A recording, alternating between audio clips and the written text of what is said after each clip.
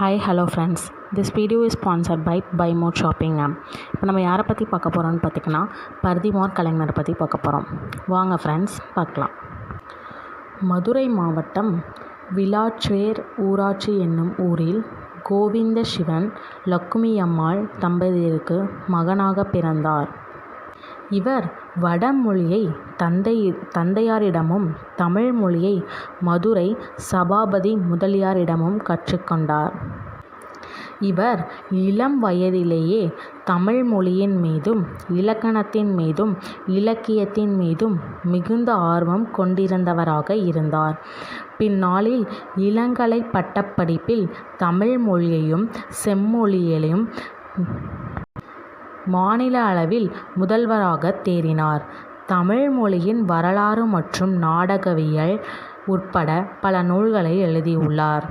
கலாவதி 1898 ரூபாவதி என்ற நாடக நூலை எழுதி தாமே கலாவதி ரூபாவதி என்னும் பெண் பாத்திரத்தில் நடித்தார்.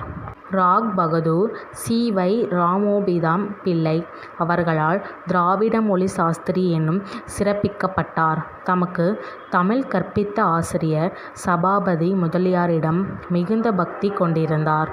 அவர் 1898 மறையும் பொழுது மாமதுரை பெம்மான் மேல் மாலை என போர் புனைந்து பலவிதமான கட்டுரைகளை எழுதியுள்ளார்.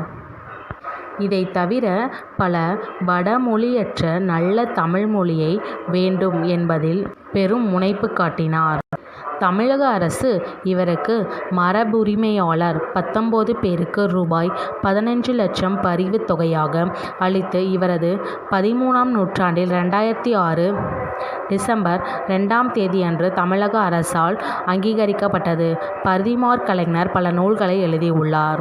அதில் ரூபாவதி, கலாவதி, மானாவிஜயம், பனுமாதியம், நாடகவியல், தமிழ் மொழியின் வரலாறு, சித்தகவி விளக்கம் போன்ற பல நூல்களை இயற்றியுள்ளார்.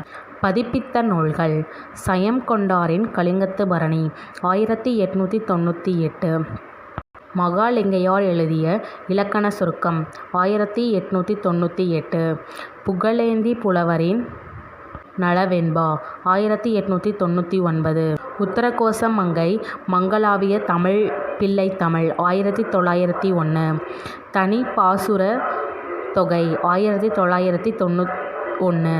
பர்திமார் கலைஞரின் மறைவு: நவம்பர் 2, 1903 பர்திமார் கலைஞர் மறைந்தார்.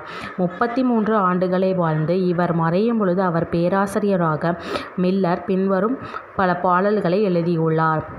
எம் புருவம் சுருங்கும் ஏரி கண்களை மறைக்கும் முதுமையில் வாடினேன் நான், ஆனால் நடுவயது வருவதற்கு முன்னரே கற்பித்த தமிழ் பர்திமார் கலைஞர் என்ற சிறப்பை அவருக்கு சூட்டியுள்ளார்.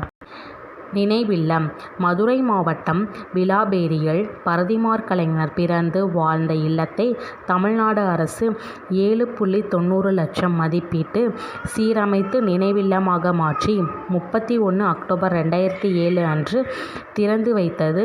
ஆண்டுதோறும் தமிழ்நாட்டு அரசின் சார்பில் அவரது நினைவில்லத்திற்கு ஜூலை திங்கள் 6ஆம் நாள் அன்று பர்திமார் கலைஞரின் பிறந்த நாளை சிறப்பாக கொண்டாடி வருகிறார்கள்.